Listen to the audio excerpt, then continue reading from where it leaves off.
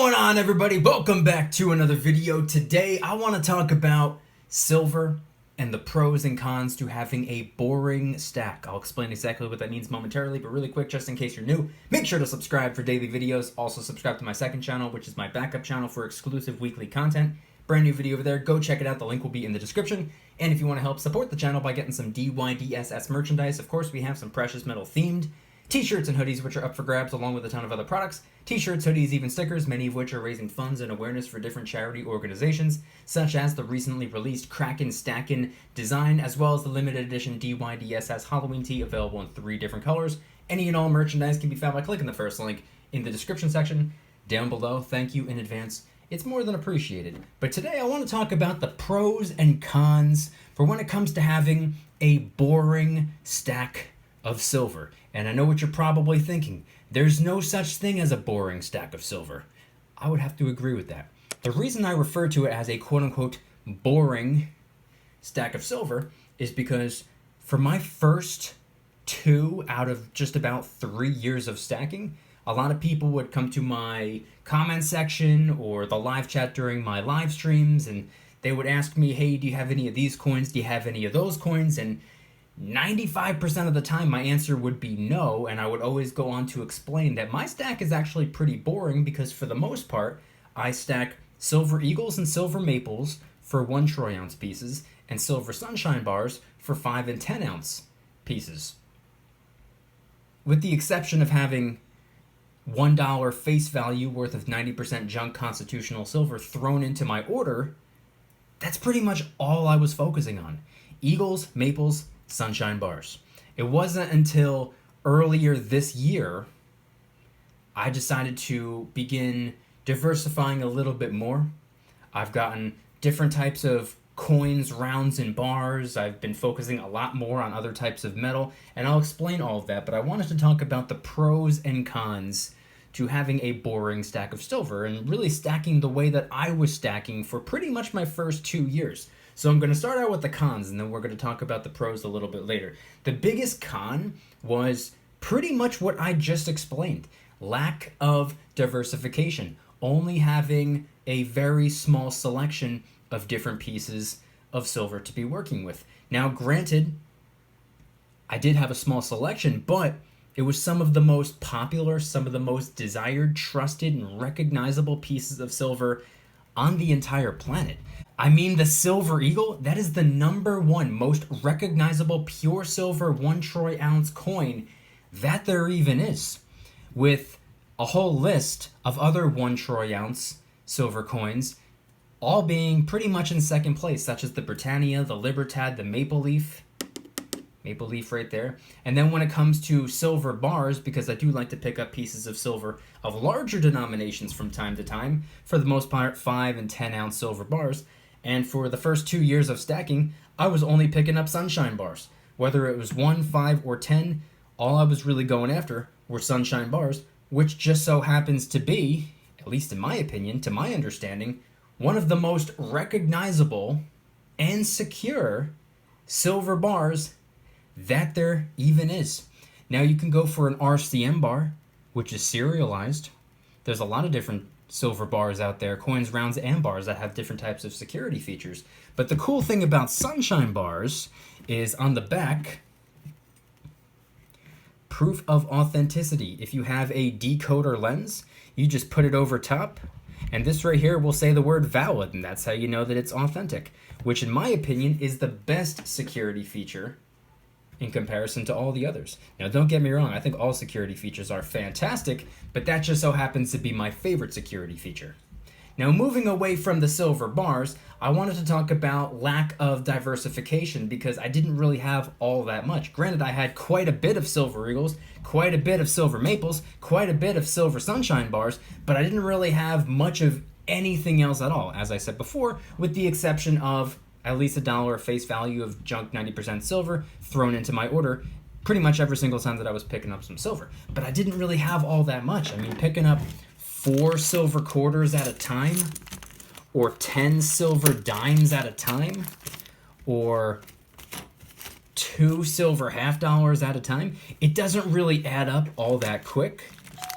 I was just doing it because I was just starting to understand the importance of diversification, and also, not to mention, how special 90% silver can be if you ever need to break a troy ounce or make change for a troy ounce. I mean, like I just said, 4 quarters, 10 dimes, or 2 half dollars. Yeah, that's how you get to $1 face value with those coins. But when it comes to a troy ounce of silver, it would take about 3 of these silver half dollars. It would take roughly 6 of these silver quarters, and it would take approximately 14 of these silver dimes. Pretty easy numbers to work with. Pretty simple. Pretty doable. If you can count up to 14, you can work with 90% silver. So I started to understand that. I started to appreciate it. And that's why I wanted to get a little bit more into the 90%. But other than a little tiny bit of 90%, I really wasn't stacking much gold at all. Pretty much none. I was only picking up 1 gram gold bar or a 10th ounce gold coin. Very, very rarely. I was pretty much not even picking up any gold at all, and I had close to no gold. And at the time, I remember saying that silver is the priority, for me at least. I see more opportunity in it, therefore I want to go full throttle in the direction of silver. I'll worry about gold later. That's what I said. Then I realized the importance of diversification, and that's why I got a little bit more into it, and I started picking up other types of gold coins, and then I decided to work on an international troy ounce of gold. Here's just a couple other pieces that I have. I started working with a little bit more gold, and then 2020 happened, and I decided to really go after anything that I could get my hands on if I can get it for a low premium, because it wasn't really so much as important as it was to stick to very specific coins. I wanted to get anything, because guess what? Silver is silver. So I started going after some other types of coins that I really never had an interest in, such as Queen's Beast, or, I mean, this is new as of 2020, but the Silver Kraken. Other types of silver bars that I wasn't really overly familiar with before. Silver bars that are not sunshine bars.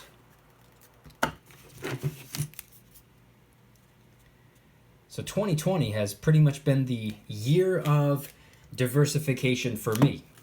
I realized that it's really important to have a little bit of everything, or as much of everything as possible, mix and match it up, and really do anything in my power to get my hands on silver. Not specifically silver eagles or maples or sunshine bars, but silver, regardless of the denomination, regardless of where it's from, regardless of the purity. Silver is silver.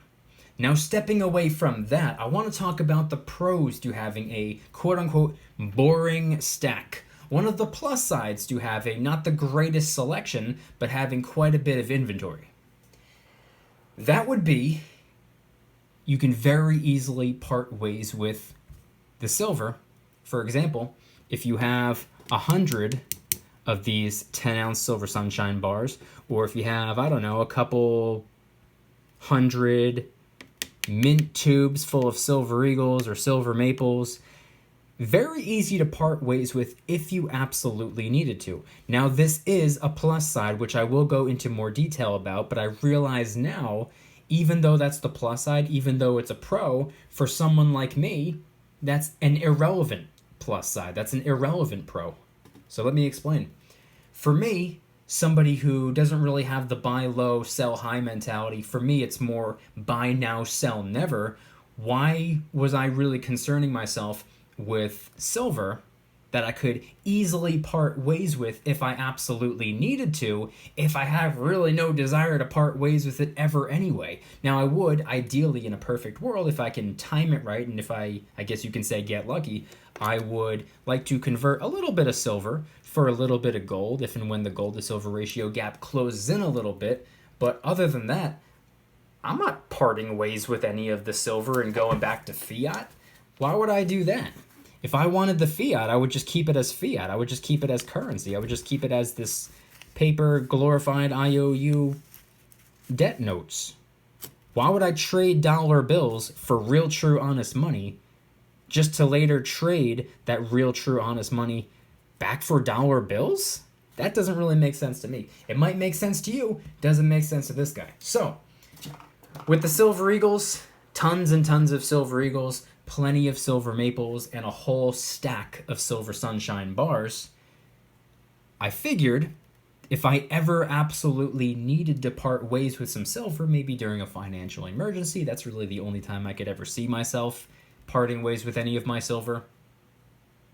Although I do stack a little bit of cash, so hopefully if a financial emergency presents itself to me, I won't have to part ways with any of the silver because hopefully I will have the cash to help take care of it. But point being is if I ever had to part ways with the silver, if I had tons and tons of Silver Eagles, Maples, and Sunshine bars, etc., etc., etc., it's all pretty much the same stuff. There's no sentimental value attached to any particular coin. I wasn't stacking any of these coins for any collecting purposes. See, if I were a collector, if I had a collection of coins, I might get a little bit attached to one particular coin or one particular set, and it's one of those things where you would never, ever, ever in a million years want to part ways with it because it means so much to you. The Silver Eagles, I got tons of Silver Eagles. They all look exactly the same. Maples as well. All the Sunshine bars. They look exactly the same. So if you have 15 of them, it's not really gonna hurt you to give up one in exchange for some cash if you really need that cash. Now for me, one of my favorite pieces of silver that I own, just because I love the way it looks, it would have to be the beautiful 2-ounce silver Kraken coin, which I have right here. This is something, I just love the way it looks so much. I really would not want to get rid of this. It's my favorite looking piece of silver that I own. Now, like I said, I'm not a collector. This is, I guess you can say, a collectible coin because it's part of Canada's Creatures of the North series. It's the first of however many they're going to be putting out. So this is one of those types of coins where it's part of the collection, but I didn't pick it up for collecting purposes. I just picked it up because it was another 2 troy ounces of silver. So this isn't something that I would want to part ways with just because I really like the way that it looks. It looks really cool. I think it's really interesting. It's really unique. I just happen to love it.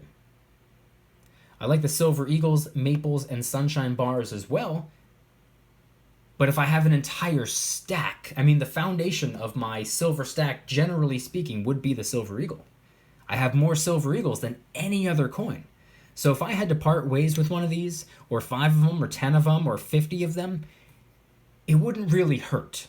It would hurt to have to part ways with silver, period, but it wouldn't be a very special coin to me. It's not like it would have any type of sentimental value or any real significance or anything like that. So just some pros and cons regarding a boring stack. Not having the biggest selection, having a decent inventory, but not too many coins, rounds, and bars to choose from. Those are just some of my thoughts. I thought it would be kind of an interesting video. I was just going off the top of my head with today's video. I didn't have this planned. I didn't have this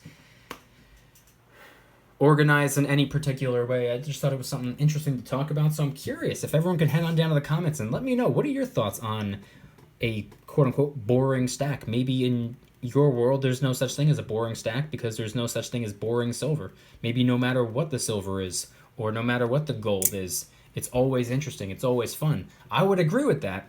I just said boring because, well, I don't have to get into the verbiage. Let me know your thoughts in the comment section down below. Anything and everything related to a boring stack of precious metals.